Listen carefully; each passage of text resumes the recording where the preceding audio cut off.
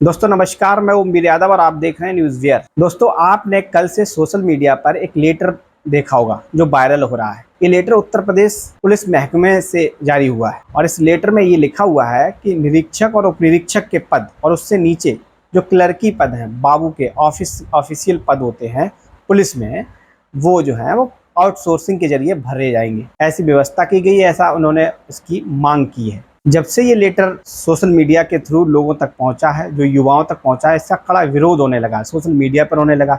इसमें बहुत सारी चर्चाएं होना शुरू हो गई। सोशल मीडिया ने अपने अपने स्तर से अपने अपने तरीके से इसको पेश किया है। दरअसल बात ये है कि जो सरकारी नौकरियों के लिए प्रयासरत हैं युवा, जो उत्तर प्रदेश के पुलिस भर्ती में तैयारी कर रहे हैं, जो युवा, जो लड़के और लड़कियां, उनके लिए बहुत ही दुखद सूचना है, क्योंकि ये जो आउटसोर्सिंग के थ्रू पुलिस महकमे में भर्ती होने लगेगी, जो उन्हें मौका मिलता वो पद जो हैं वो खत्म हो जाएंगे, फिर वो प्राइवेट तरीके से भरे जाएंगे। अब आपको बता दें कि ये जो लेटर तो अभी आया है, जारी हुआ है उत्तर प्रदेश सरकार द्वारा, जो पुलिस महकमा है, डीजीपी कार्यालय और उनसे विभाग से द्वारा, उत्तर प्रदेश पुलिस विभाग के द्वारा। लेकिन इससे पहले ही आशंका जाहिर कर दी थी पूर्व मुख्यमंत्री अखिलेश यादव ने। और पूरे कैंपेनिंग के दौरान 2024 का आम इलेक्शन हुआ था, उस दरमियान पूरे कैंपेनिंग में वो ये कहा करते थे हर रैली में, दरअसल युवाओं, हमारी सरकार यानी इंडिया गठबंधन की सरकार बनाओ तो यह अग्निवीर जैसी योजना जो है लाई गई है आपके लिए, इसमें 4 साल की नौकरी कर दी गई है आर्मी की, वो हम ख़त्म कर देंगे। और अगर ये योजना नहीं लाए तो पुलिस महकमे में भी जो पुलिस की भर्तियाँ होंगी उसमें भी अब 4 साल नहीं बल्कि 3 साल की आप भर्तियाँ होना शुरू हो जाएंगी। और ये बहुत जल्द पुलिस वालों के लिए होने वाला है।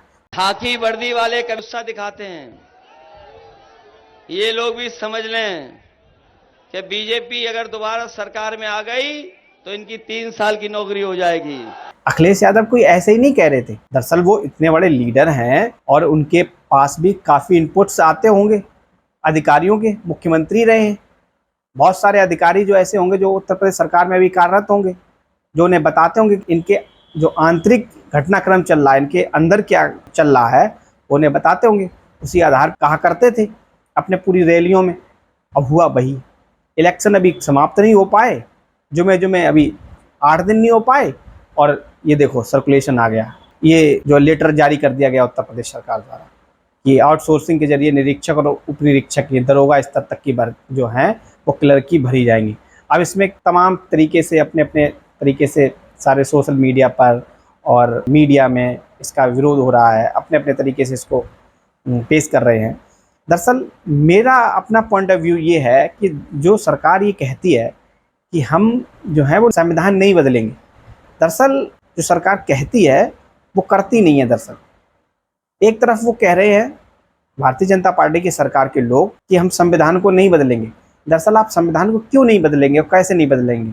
संविधान के अनुच्छेद 12 से लेकर अनुच्छेद 35 में मूल अधिकार इन फंडामेंटल राइट्स की व्यवस्था की गई।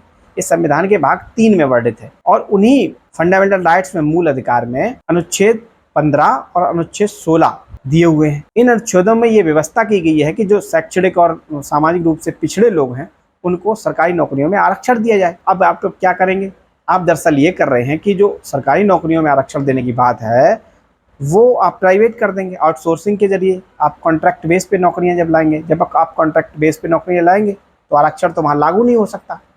और दरअसल कुछ लोग कहने वाले ये कहेंगे कि नहीं है, ऐसा नहीं है, कॉन्ट्रैक्ट बेस पे आएगा तब भी आरक्षण लागू होता है। लेकिन आप इसको ऐसे समझ सकते हैं कि कितनी सारी प्राइवेट कंपनियां हैं, उनमें मानक भी दिए हुए हैं कि आप इतने इतने % ओबीसी और इतने % एससी और ये तमाम ईडब्ल्यूएस भी एक नया कोटा जोड़ दिया, उसमें भर दीजिए। लेकिन क्या आपने कभी देखा है इस मानक के अनुरूप कहीं किसी कंपनी में भर्ती की गई हो? दरअसल नहीं की गई। यही बात कही जाएगी कि हम जो है वो भर्तियां जो है आउटसोर्सिंग के थ्रू जरूर लाएंगे, लेकिन उसमें आरक्षण लागू होगा। दरअसल आरक्षण वहाँ लागू होता नहीं और ना कोई इतनी सूक्ष्मदर्शी से देखता है। तो दरअसल प्राइवेट का नाम ही सुन के लोग कहते हैं 3 साल की है, 4 साल की, तो उसमें कोई ऐसी व्यवस्था नहीं देखते हैं कि बहुत बारीकी से देखें, इस पर नज़र हो लोगों की।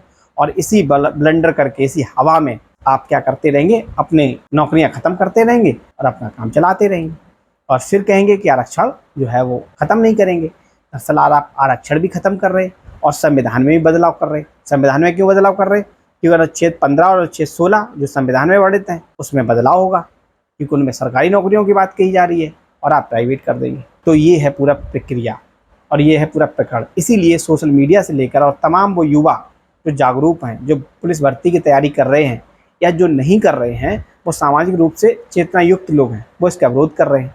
और विरोध करें भी क्यों ना, क्योंकि उनके बच्चों का भविष्य है, उनका भविष्य है, आने वाली पीढ़ियों का भविष्य है।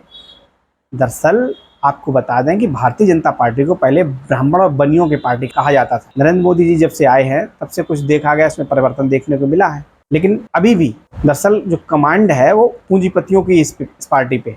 सबसे पहले अटल बिहारी वाजपेयी ने क्या किया था 2004 की सरकार में?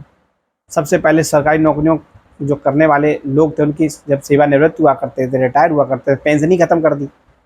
अब बताइए कितनी बड़ी विकट समस्या है। पेंशन की लगातार मांग हो रही है, अब वो नौकरियां प्राइवेट करने लगे आगे। जबकि पूरे आम चुनाव के दरमियान इस बात का खूब जिक्र किया गया, इस बात पे खूब बहसें हुई। और जब अखिलेश यादव ये बात कह रहे थे कि ये जो है पुलिस भर्ती भी कॉन्ट्रैक्ट बेस पे होने वाली है, आपकी भी 4 साल की होगी, अग्निवीर तो 4 साल की हुई, आपकी दरअसल 3 साल की हो जाएगी, तब लोगों को यकीन नहीं हो रहा था, दरअसल विश्वास नहीं हो रहा था। ऐसे ही अखिलेश यादव ने तब भी कहा था जब वैक्सीन का लगा था कि ये वैक्सीन भाजपा की है, और बाद में क्या हुआ इसमें। तो ये सारी जो गतिविधियां हैं वो भारतीय जनता पार्टी की तरफ से की जा रही हैं और जानबूझ के।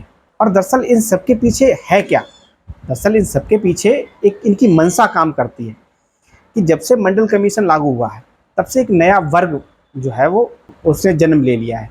और वो मध्यम वर्ग जो है, जो नौकरी पेशा वाले लोग थे, इसमें कौन था? इसमें नौकरियां मिली थी एससी वर्ग को, इसमें ओबीसी वर्ग को। जिसके पास नौकरी आती थी उन्होंने अपने बच्चों को पढ़ाया। बच्चे अब उनके पुलिस वाले पहले वो बनते थे, अब वो उनके बच्चे अधिकारी बनने लगे। और उनकी जो आर्थिक स्थिति थी वो समाज में बहुत अच्छी होने लगी, उन्नति होने लगी। लेकिन अब जो नीति निर्माण करता है उन्हें इस बात का जो है बड़ा दुख होता है कि ये जो मध्यम वर्ग जो उभर के नया आ रहा है, दरअसल इसे वो जो देखना चाहते थे वो बहुत ही नीचे दीनहीन देखना चाहते थे, पिछड़े और दलितों को। तो उन्हें बड़ा अंदर से कुंठा है। तो वो कहीं नौकरियों के जरिए, कहीं संविधान के जरिए, कहीं आपको लड़ाने के जरिए एक दूसरे से लड़ा देंगे। दरअसल आप कहा करते थे कि नहीं कहा करते थे कि ये उत्तर प्रदेश में चल रहा यादव आयोग हुआ है। अब क्या हो रहा है? अब तो योगी आदित्यनाथ की सरकार है। पीसीएस जुडिशियल की परीक्षा हुई है, उसमें क्या हुआ? उसमें कॉपियां बदल दी गई, उसमें कॉपियों के पेज फाड़ दिए गए। बताओ, उत्तर प्रदेश सरकार के लोक सेवा आयोग में। अब आप कहेंगे कि ऐसा तो केवल तभी सरकार में चल रहा, लगातार पेपर आउट हो रहे हैं। और ये पेपर भी आउट क्यों हो रहे हैं? दरअसल मोह भंग हो जाए आपका सरकारी नौकरियों की तरफ, और बताया जाए कि सरकारी नौकरियों से ज़्यादा तो अच्छी प्राइवेट नौकरियां हैं। दरअसल सरकारी नौकरी जो होती थी उससे एक आदमी की नौकरी लगने के बाद उसके एक सिक्योरिटी हो जाती थी पूरे परिवार, पूरे खानदान की। वो सिक्योर होता था, उसके बच्चे सिक्योर होते थे, पढ़ लिख लेते थे अच्छा। यही बात जो है इन लोगों को पच नहीं रही है। दरअसल इसी प्रोपेगेंडा के तहत ये सारी नौकरियों को प्राइवेट करने के लिए प्राइवेट कर रहे हैं, या इनकी मंशा है, या आगे कर देंगे। इस पर बात होगी और फिर कहेंगे कि संविधान बदला नहीं जाएगा। दरअसल ये संविधान नहीं बदला जाएगा तो और क्या बदला जाएगा? जब अनुच्छेद में आप परिवर्तन कर देंगे तो आप क्या कर देंगे?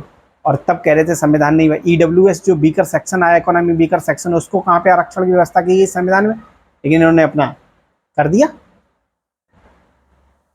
ये सब पूरी गतिविधियां हैं, इसी पे लगातार इस पे चर्चा होगी। अब देखना है। हालांकि उत्तर प्रदेश जो पुलिस की तरफ से ये कहा गया कि दरअसल ये धोखे से आ गया था, इस पे विचार विमर्श करने के लिए बात कही जा रही है। अब देखना है क्या क्या धोखे से आया, इनकी त्रुटि से ये लेटर जारी हो गया था, इनकी त्रुटि से ये लेटर जारी हो गया था, या फिर किस तरीके देखने वाली बात होगी। दरअसल इनकी मंशा जो है उसको आप समझिए और जानिए। नमस्कार।